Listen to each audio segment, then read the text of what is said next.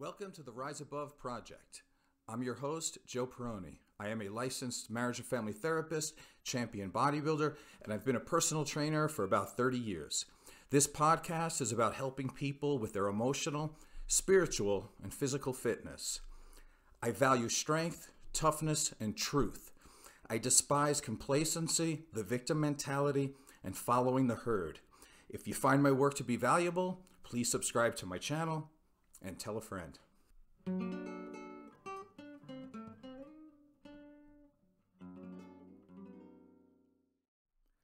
Today's show is going to be a critique of the self-esteem movement.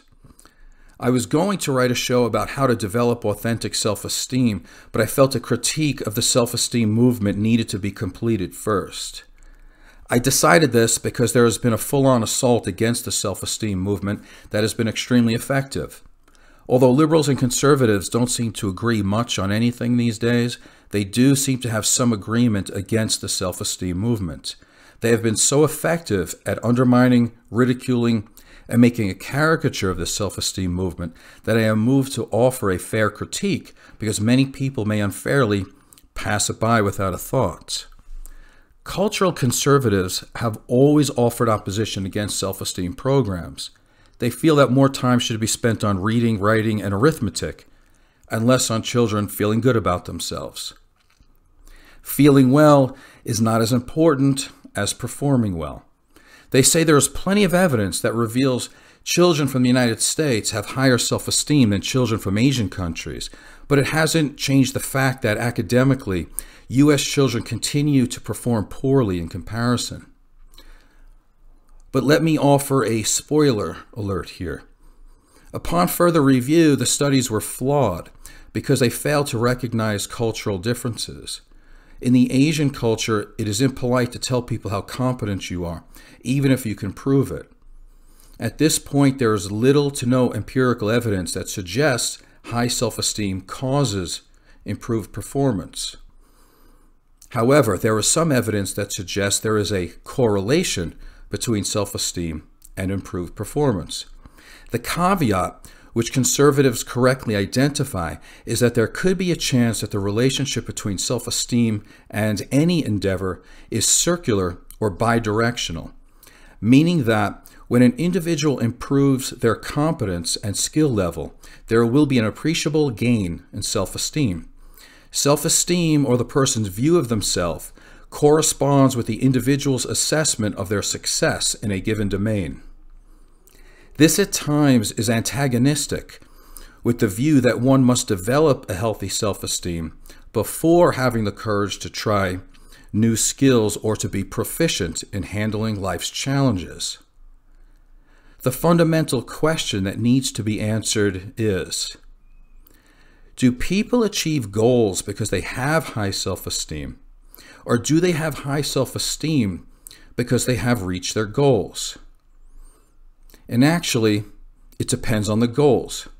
NATHANIEL Branden, father of the self-esteem movement, says that basing your self-esteem on achieving goals that are awarded to you by other people, such as money, fame, and trophies, is an example of pseudo-esteem.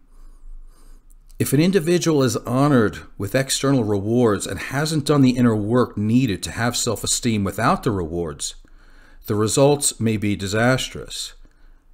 The list of people who fit into this category are people such as Kurt Cobain, Amy Winehouse, Robin Williams, and unfortunately the list goes on for what seems like forever. To reiterate, you don't need self-esteem to be a high achiever. Actually, the lack of self-esteem may make someone even more hungry for external validation and achievement. However, you can't find inner peace and happiness without authentic self-esteem. Authentic self-esteem is based on the individual's adherence to their values and putting in their best effort regardless of what the world thinks. My mom would say, it's not if you win or lose, it's how you play the game. Branden is clear on this point. You can't earn authentic self-esteem by trying to amass external rewards and achievements. External achievements are a socially acceptable way to mask low self-esteem. Case closed. I understand that any critique, which includes religion, may become a dangerous place for logical, free-flowing ideas and reasonable discussions. It is my intent to spread awareness and then allow others to think for themselves. It is not my intent to offend anyone, but it is my responsibility to seek the truth as far as the evidence and my professional experience will allow. That being said, it would be negligent to have a discussion about the powerful opposition to the self-esteem movement without mentioning Christian conservatives. The first graduate school I attended was Liberty University, which is the biggest and most influential evangelical college in the United States. I have had many interesting debates with some of their professors in the psychology department about self-esteem, as well as Maslow's theory about self-actualization. And to sum it up quickly, they don't believe self-esteem should be a goal, and that it's sinful to make it a priority. Many Christian conservatives take issue with the self-esteem movement because they lean towards having faith in something bigger outside themselves, rather than having faith in something big inside themselves. A secular definition of pride is a deep feeling of pleasure or satisfaction in an achievement or in someone or in something else. For example, an individual could have pride in their virtuous life, their business, their children, and their alma mater. However, religious conservatives believe self-esteem is a misplaced sense of worth, which is synonymous with pride and is at the root of all sin. Preoccupation with the self doesn't lead one to give the credit to God. In opposition, Branden points out that those who choose a mindset that hands responsibility to God are exempting themselves from self-responsibility. Therefore, it severs their contact with reality and does not build self-esteem. It builds childlike dependence. In addition, religious conservatives believe that humans have original sin, are broken, and can only be fixed by God. Those who have this view will have difficulty being open to a discussion on the merits of a human being seeking self-worth by their own agency. Let me offer a counterpoint. Original sin is not original. It is originated. Human sin in the present moment from unskillful decisions in the present. This may cause anxiety when facing the future and may cause depression when looking into a past filled with turmoil and wreckage. They may wear the mask of being broken after dealing with a difficult world for a number of years, but they are certainly not born broken. Telling a child that they are born broken and selfish is nothing short of child abuse. There is nothing more innocent than a newborn baby. Case closed. Psychotherapist NATHANIEL Branden is the author of 6 Pillars of Self-Esteem, which is generally regarded as the most influential book on self-esteem and was credited with starting the self-esteem movement. By the late 1980s, the self-esteem movement was in full swing with the help of the California Task Force. 4 decades later, there has been over 10,000 empirical studies completed.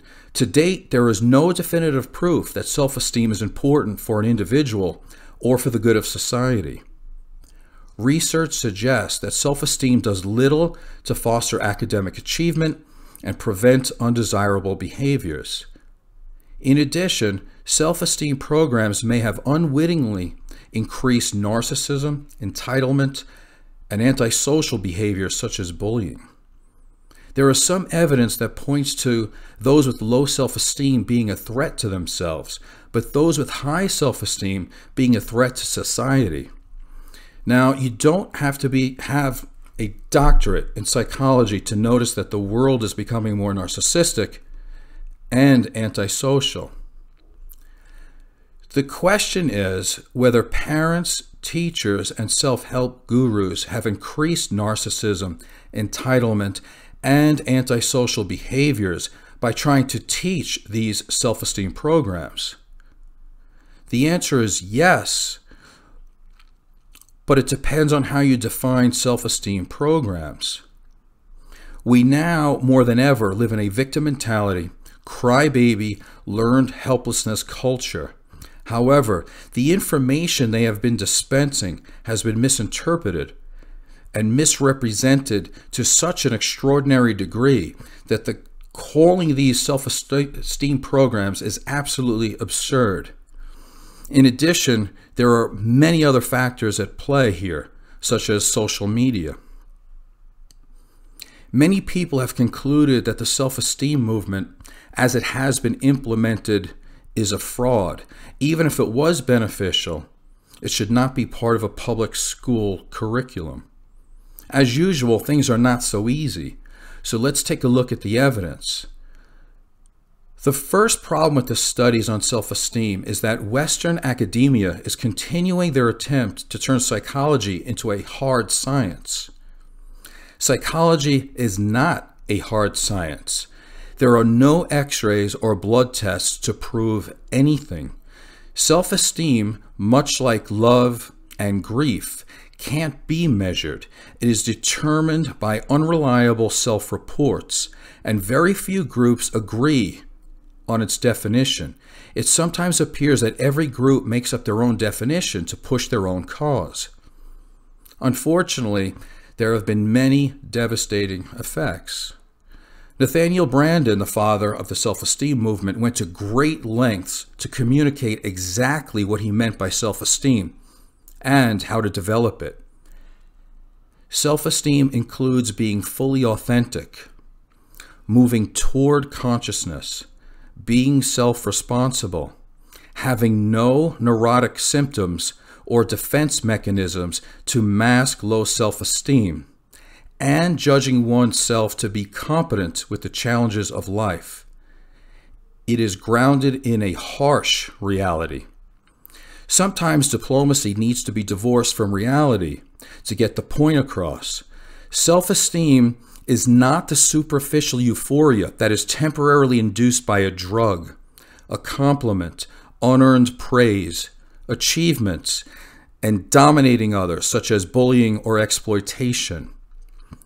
Sexual conquests, plastic surgery, and material acquisitions. Self-esteem does not emanate from achievement.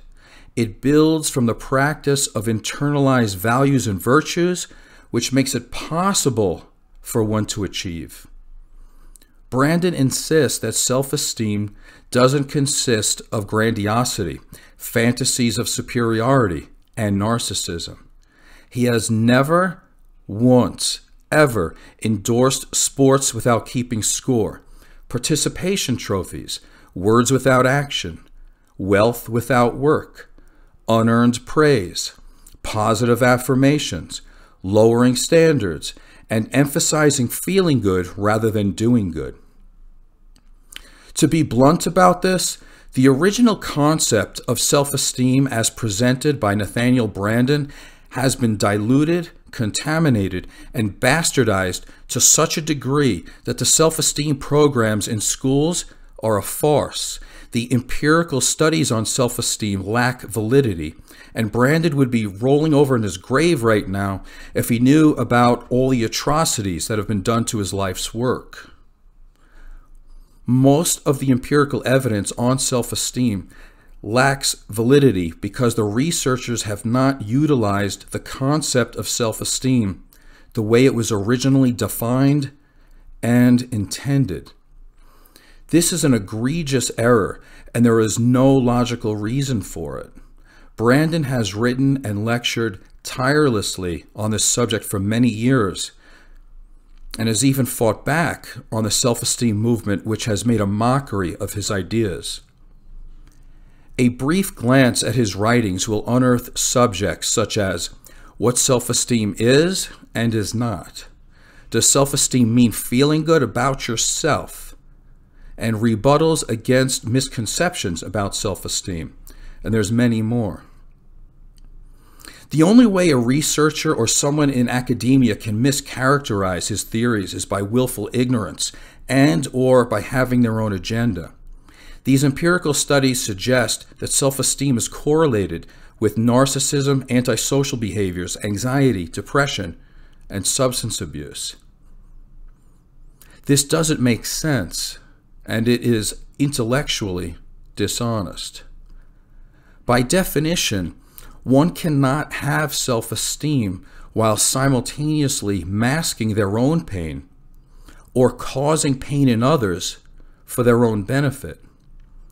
These traits, neurotic symptoms, and any non-rational ego protective devices are specifically mentioned by Branden as not being congruent with the 6 pillars of self-esteem, which are as follows.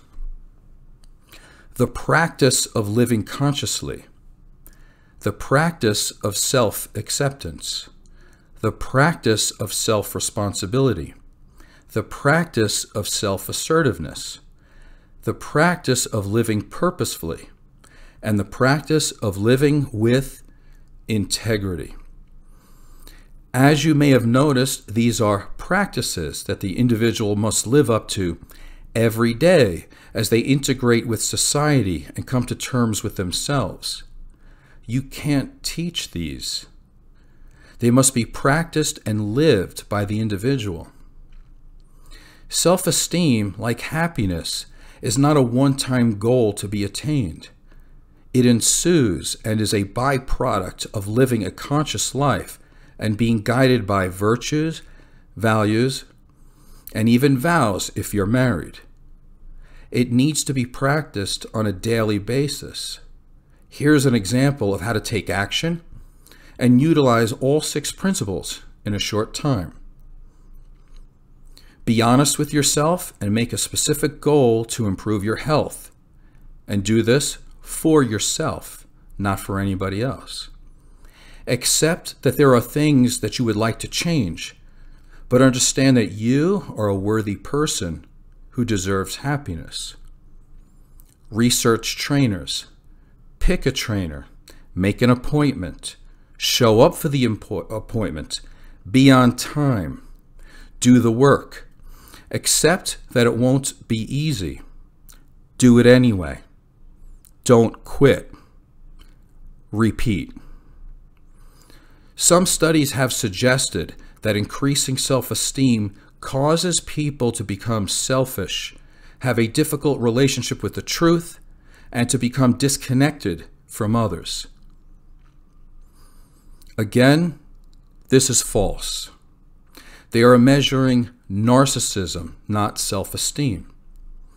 The more self-esteem someone has, the more likely they are to be happy for others, support others, to be socially connected, and to be honest, because they are happy with who they are and have no need to control or deceive other people.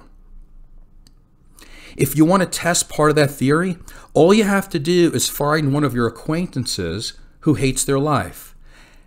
Go up to them and tell them that you just received a raise, and on that same day you also met the person of your dreams. Now we all know how that's going to go. They're probably not going to be happy for you. It is also interesting to note that there is a correlation between low self-esteem and the need to mask it with pseudo-esteem in the form of being untruthful and having the need to idealize themselves.